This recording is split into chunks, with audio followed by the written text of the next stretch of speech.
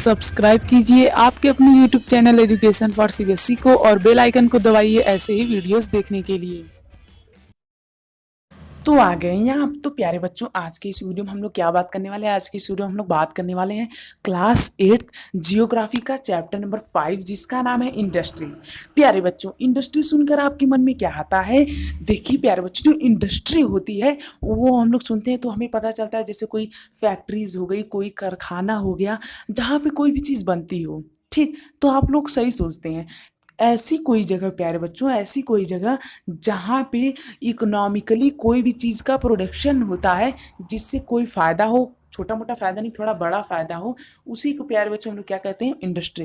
Industry simply किसे कहते हैं? जहाँ पे किसी भी इकोनॉमिकली फ़ायदा होने वाली चीज़ का प्रोडक्शन हो। जैसे जैसे मान लीजिए प्यारे बच्चों, आयरन की इंडस्ट्री, वहाँ पे आयरन का मैन्युफैक्चर होता है। और क्या इंडस्ट्री हो सकती है प्यारे बच्चों? तो स्टील इंडस्ट्री हो सकती है। तो ये सब प्यारे बच्चों इंडस्ट्रीज जो होती हैं उसका हमें फ़ायदा क्या होता है? देखिए प्यारे बच्चों, इंडस्ट्री से बहुत कुछ फ़ायदा होता है। पहला फ़ायदा प्यारे बच्चों यही होता है कि इंडस्ट्री से लोगों को क्या मिलती है? जॉब मिलती है, बहुत सारे लोग वहाँ पे काम कर सकते हैं। दूसरी बात, इंडस्ट्री से कंट्री की इकोनॉमी भी बढ़ती है, मतलब कोई भी देश ज़्यादा अमीर भी हो सकता है, गरीब भी हो सकता है। तीसरी बात, इंडस्ट्री प्यारे बच्चों हम लोग को सुविधा देती है, मतलब नई नई चीज़ों का प्रोडक्शन करेगी तो हमारे फ़ायदे के लिए ही ना करेगी। और प्यारे बच्चों क्या करते हैं? इंडस्ट्री का प्यारे बच्चों एक डिसएडवांटेज भी होता है कि इसमें से पोल्यूशन सबसे ज़्यादा निकलता है। तो ये इसका क्या हो गया प्यारे बच्चों? डिसएडवांटेज हो गया। तो ये था इंडस्ट्री के बारे में जो कि आप लोगों को पता होना चाहिए, और पता भी होगा यार, इंडस्ट्री के बारे में ये सब तो पता ही रहता है। ठीक, अब प्यारे बच्चों बात करते हैं यहाँ पे कि इंडस्ट्री जो होती है प्यारे बच्चों, इसका क्लासिफिकेशन कैसे होता है, यानी कि क्लासिफिकेशन ऑफ इंडस्ट्री के बारे में अब हम लोग बात करने वाले हैं। तो यदि आप लोग यहाँ तक आ चुके हैं तो प्लीज़ हमारे चैनल को सब्सक्राइब कर दीजिए प्यारे बच्चों। ये देखिए, अभी मैं लाता हूँ। तो प्यारे बच्चों देखिए, जो क्लासिफिकेशन इंडस्ट्री होता है वो कैसे होता है? Agro based industry. तो प्यारे बच्चों, ऐसी इंडस्ट्री जिसमें एग्रीकल्चर से रिलेटेड की चीज़ों को किया जाता है उन्हें हम लोग क्या कहते हैं? Agro based industry. और मिनरल बेस्ड इंडस्ट्री क्या होती है? मिनरल बेस्ड इंडस्ट्री वो होती है जिनमें मिनरल को हम लोग रॉ मटेरियल के रूप में यूज करते हैं। अब आप लोग सोच रहे होंगे यार रॉ मटेरियल क्या होता है? कोई बात नहीं, बताता हूँ। देखिए, कोई भी प्यारे बच्चों यदि इंडस्ट्री आप लोग खोल रहे हैं तो उसके लिए आप लोग को रॉ मटेरियल को इकट्ठा करना बहुत ही ज़रूरी होता है। ऐसा क्यों प्यारे बच्चों? मान लीजिए प्यारे बच्चों, आप लोग क्या कर रहे हैं? खाना बनाने की सोच रहे हैं। खाना बनाने में यदि आपके पास ना तो कोई अनाज है, ना तो कोई मसाला है, ना तो कोई तेल है, तो क्या आप बना पाएंगे? नहीं, जीवन में नहीं बना पाएंगे। इसी तरह से प्यारे बच्चों, यदि आप लोग कोई भी प्रोडक्ट बनाना चाहते हैं, कोई भी इंडस्ट्री खोलना चाहते हैं, तो आपके पास रॉ मटेरियल होने चाहिए जो जो ज़रूरी है उस चीज़ को बनाने में। जैसे मान लीजिए प्यारे बच्चों, खाना बनाने में जो जो ज़रूरी रहता है वो आपके पास रहना चाहिए, उसी प्रकार से रॉ मटेरियल भी रहना चाहिए। तो उसी प्रकार से प्यारे बच्चों, मिनरल बेस्ड इंडस्ट्री किसे कहते हैं? जिस इंडस्ट्री में हम लोग मिनरल को रॉ मटेरियल के रूप में लें उसे कहते हैं mineral based industry. Marine based industry वो इंडस्ट्री प्यारे बच्चों जहाँ पे समुद्र से हम लोग क्या लेते हैं? रॉ मटेरियल लेते हैं। जैसे कि मान लीजिए प्यारे बच्चों, समुद्र से यदि हम लोग कोई भी रॉ मटेरियल लेते हैं तो उसे क्या कहेंगे? Marine based industry. Forest based industry क्या होती है? जो फॉरेस्ट के रॉ मटेरियल को यूज़ करती है। बहुत सिंपल है, देखिए। एग्रो बेस्ड इंडस्ट्री जो एग्रीकल्चर के रॉ मटेरियल को यूज़ करे। मिनरल बेस्ड जो मिनरल को, मैरीन जो सी वाटर को, मतलब जो सी के चीज़ होते हैं। और फॉरेस्ट क्या? जो फॉरेस्ट की चीज़ों को यूज़ करे रॉ मटेरियल के तौर पे। तो बहुत आसान है। तो कोई भी ऐसी इंडस्ट्री जो रॉ मटेरियल को यूज़ करती है तो वो इंडस्ट्री क्या करती है? अपने प्रोडक्ट का फॉर्मेशन करती है, उसे चाहे जो कुछ भी बनाना हो। अब देखिए प्यारे बच्चों, साइज़। अब आप लोग ये सोच रहे होंगे कि इंडस्ट्री का साइज़ कैसा होना चाहिए। हाँ, सही सोचें, इंडस्ट्री का साइज़ कैसा होना चाहिए। साइज़ के अकॉर्डिंग पे इंडस्ट्री को हम लोग दो पार्ट में डिवाइड कर सकते हैं, स्मॉल या फिर लार्ज। या तो आप छोटी इंडस्ट्री खोलें या तो आप बड़ी इंडस्ट्री खोलें। ठीक है, ये आप पे डिपेंड करता है। अब प्यारे बच्चों बात करते हैं ऑनरशिप, यानी कि किसकी रहेगी इंडस्ट्री? प्राइवेट सेक्टर की रहेगी या फिर जॉइंट सेक्टर की या फिर कम्युनिटी सेक्टर की। यानी कि प्यारे बच्चों, यहाँ पे इंडस्ट्री को हम लोग क्लासीफाई कर रहे हैं। तो अब मान लीजिए कोई व्यक्ति है वो अकेले ही अपनी इंडस्ट्री खड़े करना चाहता है, तो क्या हो जाएगी? ये हो जाएगी प्राइवेट सेक्टर इंडस्ट्री। अब मान लीजिए यही दो व्यक्ति एक इंडस्ट्री खड़ा करना चाहते हैं, मान लीजिए ये है राम, ये है श्याम, ये दोनों दोस्त आपस में मिलकर इंडस्ट्री खड़ी कर रहे हैं, तो इसे क्या कह सकते हैं? ज्वाइंट। या फिर कभी कभी प्यारे बच्चों, ज्वाइंट ऐसे भी हो जाता है कि दो कंपनियां आपस में मिलकर भी कर लेती हैं और उन्हें ज्वाइंट का करार दे देती हैं, मतलब कि कह देती हैं कि ये कंपनी क्या हो गई है, अब ज्वाइंट हो गई है। तो इस प्रकार से प्यारे बच्चों यहाँ पे होता है। जैसे कि यहाँ पे कभी कभी क्या होता है कि यहाँ आप देख सकते हैं आप लोग, इंडिविजुअल और ग्रुप ऑफ पीपल और स्टेट स्टेट के द्वारा भी कभी कभी कोई भी फैक्ट्री यहाँ पे चलाई जाती है, ठीक है। तो जैसे कि यहाँ पे बताया गया कि मारुति उद्योग लिमिटेड इसका एक एग्जाम्पल है। अब कोऑपरेटिव सेक्टर की जो इंडस्ट्रीज होती है वो क्या होती है, ये वो इंडस्ट्री होती है प्यारे बच्चों जो कि owned and operated by producer and supplier of raw material, यानी कि जो रॉ मटेरियल का प्रोड्यूसर है। रॉ मटेरियल क्या होता है प्यारे बच्चों, वो चीज़ें जो हमें नेसेसरी होते हैं किसी भी इंडस्ट्री प्रोडक्शन के लिए। अब मान लीजिए कोई भी इंडस्ट्री है वो पूरा आयरन से चलती है, मतलब कि लोहा से चलती है। अब मान लीजिए उस इंडस्ट्री का रॉ मटेरियल क्या हुआ, लोहा हुआ यानी आयरन हुआ। तो प्यारे बच्चों यदि वही इंडस्ट्री के मैनेजर यानी जो मैनेजर हैं वही आयरन को बना भी रहे हैं और आयरन को भेज भी रहे हैं अपने दूसरी जगह पे, ताकि उसका कोई नया प्रोडक्ट जैसे कि मान लीजिए हथौड़ा बन सके, ठीक। तो प्यारे बच्चों ये कौन सी इंडस्ट्री होगी, ये हो गई कोऑपरेटिव इंडस्ट्री। क्यों, क्योंकि यही रॉ मटेरियल बना रहे हैं और यही रॉ मटेरियल से नई चीज़ भी बना रहे हैं।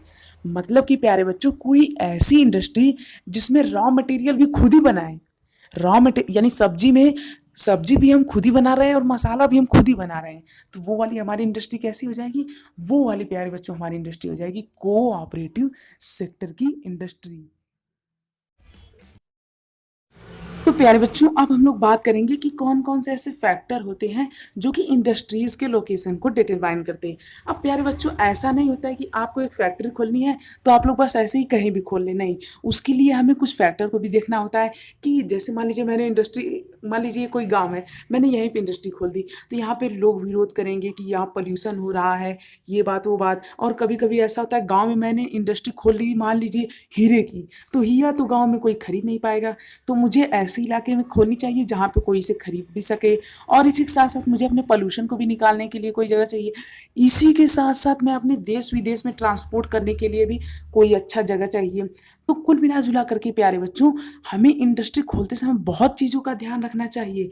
जैसे कि मान लीजिए कि इंडस्ट्रियल सिस्टम, पहले तो हमें सिस्टम को देखना चाहिए कि हमारे पास क्या क्या है, हमें क्या क्या चाहिए, रॉ मटेरियल क्या क्या चाहिए, हम क्या क्या बनाएंगे, कौन से इलाके में बनाएंगे, तो इन सभी चीज़ों का ध्यान रखना है। ये नहीं कि कुछ भी बस किसी भी गांव में खोल दें, नहीं, ऐसे नहीं चलेगा, ठीक है। तो हमें इनपुट आउटपुट सिस्टम को भी देखना है।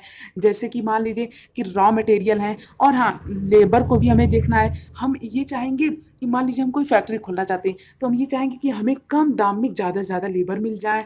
हम ये चाहेंगे कि नहीं चाहेंगे, हाँ चाहेंगे, अच्छा ट्रांसपोर्ट सिस्टम मिले और इसी के साथ साथ प्यारे बच्चों अच्छी फैसिलिटी मिले, पॉल्यूशन को निकालने की अच्छी फैसिलिटी मिले। और इसी के साथ साथ वहाँ पे कोई नदी वदी भी होनी चाहिए आसपास जिसमें हम अपने वेस्ट को क्या कर सकें, ड्रेन कर सकें। हालांकि ये पॉल्यूशन तो काज करता है पर हम लोग उसमें वेस्ट को क्या करते हैं, ड्रेन कर सकें। और इसी के साथ साथ प्यारे बच्चों हमें बहुत सारे फैक्टर्स को देखना पड़ता है। जैसे कि मान लीजिए हाँ मान लीजिए कोई एक पॉपुलेटेड एरिया है, यहाँ पे सभी लोग सरकारी जॉब करते हैं। अब मैं यहाँ पे यदि इंडस्ट्री खोल रहा हूँ तो यहाँ पे कौन जॉब करने आएगा बताइए, तो पूरी तरह से घाटा होगा। तो इसीलिए प्यारे बच्चों कुछ सेलेक्टेड ऐसे एरियाज हैं जो इन सभी चीज़ों में क्या होते हैं, फिट होते हैं। अच्छा अब मान लीजिए प्यारे बच्चों मैं कोई एक ऐसी जगह पे, मैं मान लीजिए दो जगह पे इंडस्ट्री खोलता हूँ, ये है पेनिनसुलर पार्ट इंडिया का, एक यहाँ पे इंडस्ट्री खोलता हूँ, एक यहाँ पे। तो बताइए कौन सी इंडस्ट्री सबसे ज़्यादा चलेगी, जाहिर सी बात है ये वाली। क्यों, क्योंकि ये महाराष्ट्र साइड में है और ये शहर में है, तो यहाँ पे सभी लोग आएंगे, लेबर भी आएंगे, साथ ही में विदेश में भी मैं ट्रांसपोर्ट कर सकता हूँ कि नहीं। और इसी के साथ साथ यहाँ पे ये इकोनॉमी भी काफ़ी ज़्यादा बढ़ाएगी। तो प्यारे बच्चों ये थे कुछ फैक्टर जो कि हमें बहुत ही अच्छी तरीके से ध्यान में रखने हैं। अब प्यारे बच्चों आप लोग सोच रहे होंगे अच्छा यदि ऐसा है तो कौन कौन सी ऐसी जगह जहाँ पे हम लोग इंडस्ट्री खोल सकते हैं आगे चल करके। तो प्यारे बच्चों वो जगह है, जैसे कि पहला जगह आ जाता है कि अमेरिका में एक बहुत ही फेमस जगह है पिट्सबर्ग। तो ये प्यारे बच्चों इसे बहुत ही अच्छा, मतलब कि ये कुछ ऐसे एरियाज हैं जो सेलेक्टेड है, मतलब यहाँ पे हर चीज़ अवेलेबल है, अच्छा लेबर, अच्छा रॉ मटेरियल, सब कुछ। दूसरी जगह आ जाती है इंडिया का अहमदाबाद, वहाँ पे भी सभी कुछ अच्छी मात्रा में अवेलेबल है। तीसरी जगह आ जाती है ओसाका जो कि है रसिया में, इसे नहीं जापान में है, इसे हम लोग मैनचेस्टर ऑफ जापान भी कहते हैं ओसाका को। तो इन सभी के बारे में आप लोगों को अपनी बुक में से याद करना पड़ेगा, ठीक है। बिना याद के ये काम नहीं चलने वाला है। ठीक, तो आप लोग क्या कर लीजिएगा, इन सभी चीज़ों को याद कर लीजिएगा। किसके बारे में, इन तीनों चीज़ों के बारे में, मतलब इन तीनों जगहों के बारे में। क्यों? क्योंकि ये लोग प्यारे बच्चों ऐसी जगह होते हैं जहाँ पे लगभग हर चीज़ अवेलेबल होती है। चीपेस्ट लेबर, रॉ मटेरियल हुआ, अच्छी ट्रांसपोर्टेशन फैसिलिटी, सभी चीज़ें यहाँ पे क्या क्या होती हैं, अवेलेबल होती हैं। तो हमें इतनी चीज़ों की ज़रूरत होती है यदि हम लोग इंडस्ट्री खोलना चाहते हैं तो। पावर हो गया, रॉ मटेरियल हो गया, लैंड हो गया, लेबर चाहिए, कैपिटल चाहिए, मार्केट चाहिए, वाटर चाहिए, कम्युनिकेशन चाहिए और ट्रांसपोर्ट भी चाहिए। ठीक है, तो मुझे उम्मीद है प्यारे बच्चों आपको बहुत अच्छा लगा होगा। ऐसी वीडियोस के लिए फटाफट से हमारे चैनल पर विजिट करें। सो चलिए मिलते हैं अब आगे। तो थैंक यू, जय हिंद, जय भारत। सब्सक्राइब जरूर कर लीजिएगा। तो प्यारे बच्चों अब तक हमने बहुत चीज़ें जान ली इंडस्ट्रीज़ के बारे में। अब हम लोग बात करते हैं कि इंडस्ट्री कैसे डिस्ट्रीब्यूट किया जाता है, यानी यानी कि इंडस्ट्री का डिस्ट्रीब्यूशन कैसे होता है। तो प्यारे बच्चों यहाँ पे इंडस्ट्रीज का डिस्ट्रीब्यूशन, जैसे कि एक एग्जांपल में, मतलब कि यहाँ पे आपको अलग अलग तरीके से समझाया गया है। पहला आ जाता है आयरन एंड स्टील इंडस्ट्री। जो प्यारे बच्चों आयरन एंड स्टील होता है, इसे माना जाता है बैकबोन ऑफ एनी, यानी कि किसी भी इंडस्ट्री का बैकबोन इसी को माना जाता है। क्यों माना जाता है? क्योंकि प्यारे बच्चों सोचिए, यदि आयरन ही ना हो तो हम कैसे प्रोडक्ट बनाए यार, हमारी मशीन ही नहीं बन पाएगी बिना आयरन की। क्यों? क्योंकि आयरन बहुत ही हार्ड होता है। जैसे कि मान लीजिए प्यारे बच्चों, कोई एक फैक्ट्री है जिसमें टॉयज बनाते हैं, तो आप लोग सोच रहे होंगे यहाँ पे कहाँ आयरन यूज होता है। अरे भाई, टॉयज बनाएंगे तो सारे टॉयज आदमी तो पिघलाएंगे नहीं, आदमी तो सारा काम करेंगे नहीं, नहीं करेंगे। उसके लिए हम लोग आयरन की मशीन्स को बनाते हैं, मतलब कि हाई लेवल के टेक्नोलॉजी से। ठीक, तो वहाँ पे हमें आयरन की जरूरत होती है। इसीलिए प्यारे बच्चों आयरन एंड स्टील इंडस्ट्री को बैकबोन माना गया है, किसका, किसी भी इंडस्ट्री का। और इसी के साथ साथ प्यारे बच्चों, यहाँ पे जो आयरन एंड स्टील रहते हैं, ये रॉ मटेरियल की तरह काम करते हैं किसी भी इंडस्ट्री के लिए। मतलब कि प्यारे बच्चों, यदि कोई भी इंडस्ट्री हम खोल रहे हैं तो उसके लिए हमें रॉ मटेरियल की ज़रूरत तो होगी ही। अब वो उनमें से एक रॉ मटेरियल आ जाता है आयरन, जिसकी बहुत ज़रूरत होती है। ठीक, अब बात करते हैं Tata iron and steel company, यानी जमशेदपुर। तो प्यारे बच्चों, ये जो होता है, ये जमशेदपुर बहुत ही फेमस है।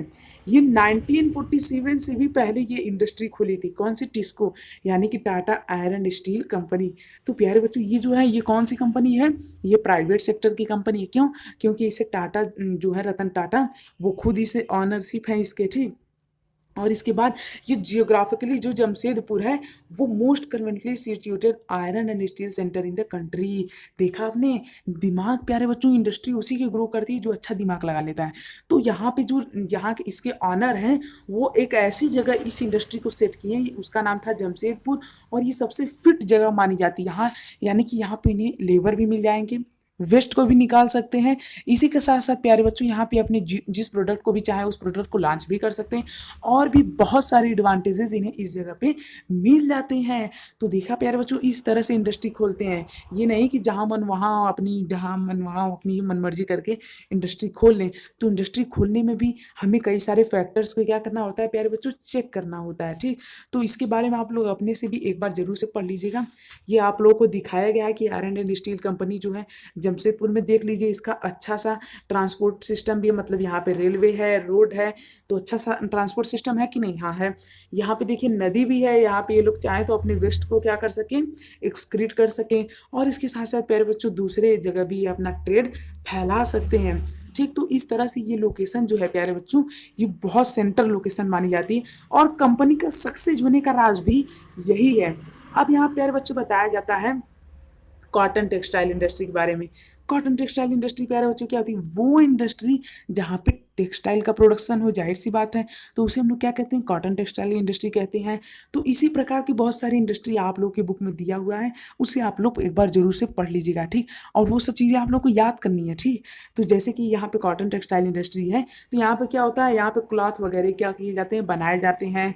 तो एंशियंट आर्ट से बनाए जाते हैं। ठीक है, तो मुझे उम्मीद आप लोग को समझ में आ रहा होगा। तो चलिए अब हम लोग बढ़ते हैं आगे। इससे पहले प्यारे बच्चों, यदि आपने हमारे चैनल को सब्सक्राइब नहीं किया तो फटाफट से सब्सक्राइब कर लीजिए, ये बिल्कुल ही फ्री है। अब देखिए प्यारे बच्चों, बहुत इंपॉर्टेंट चीज़ के बारे में बात करने वाले हैं, इंफॉर्मेशन टेक्नोलॉजी। प्यारे बच्चों, इंफॉर्मेशन टेक्नोलॉजी उसके बारे में होता है, जैसे कि अभी तक हमने क्या देखा, अभी तक हमने देखा कि फैक्ट्रीज कैसे लोकेट करें, इंडस्ट्रीज कैसे लोकेट करें। तो प्यारे बच्चों, जो इंफॉर्मेशन टेक्नोलॉजी होती है ये हमें बताती है कि किस प्रकार से सॉफ्टवेयर इंडस्ट्रीज को लोकेट करें। मतलब कि प्यारे बच्चों, आईटी का मतलब ही होता है इंफॉर्मेशन टेक्नोलॉजी। आप लोग क्लास 9 से ये सब्जेक्ट जरूर पढ़ेंगे, क्लास 9 से आईटी पढ़ेंगे, ठीक। तो प्यारे बच्चों, इसमें हमें ये बताया जाता है कि किस प्रकार से, मतलब कि ये पूरा बिजनेस से ही रिलेटेड है, सॉफ्टवेयर चीज़ों को कैसे मैनेज करें, और इंटरनल जो चीज़ें होती हैं हार्डवेयर को छोड़ करके, कंप्यूटर, लैपटॉप्स, इन सभी चीज़ों से कैसे डील करें, वो हमें बहुत ही अच्छी तरीके से सिखाती है इंफॉर्मेशन टेक्नोलॉजी। तो इंफॉर्मेशन टेक्नोलॉजी वो होती है जो storage, processing and distribution of information से डील करती है। मान लीजिए प्यारे बच्चों की जो आइडिया और जियो वाली सिम है, आइडिया और जियो वाली सिम, ये सब किस सिम किस फील्ड में आएंगी, इसी फील्ड में आएंगी। कम्युनिकेशन फील्ड में सबसे मेन रोल कौन प्ले करता है, आईटी इंडस्ट्री, यानी कि इंफॉर्मेशन टेक्नोलॉजी वाली जो इंडस्ट्रीज होती हैं। तो बस इस तरह से आपका ये चैप्टर खत्म होता है। मुझे उम्मीद है कि आपको बहुत ही अच्छी तरीके से समझ में आया होगा। एक बार इस चैप्टर को अपने से रीड जरूर कर लीजिएगा प्यारे बच्चों, बहुत इंपॉर्टेंट है। और इसके बाद पिट्सबर्ग और मैंने आपको जो भी तीनों सिटी का नाम बताया तो उसे जरूर पढ़िएगा, बहुत इंपॉर्टेंट है, ठीक। तो मुझे उम्मीद है आप लोग मेरी बातों को जरूर मानेंगे। और यदि आप लोग यहाँ तक आ चुके हैं प्यारे बच्चों, तो प्लीज़ हमारे चैनल को सब्सक्राइब कर दीजिए, बिल्कुल ही फ्री है, इसमें आपको कोई भी कॉस्ट लगने वाली है। प्लीज़ सब्सक्राइब कर दीजिएगा। तो मुझे उम्मीद अब तक आप लोग कर दी होंगी, यदि नहीं किया तो प्लीज़ कर दीजिए।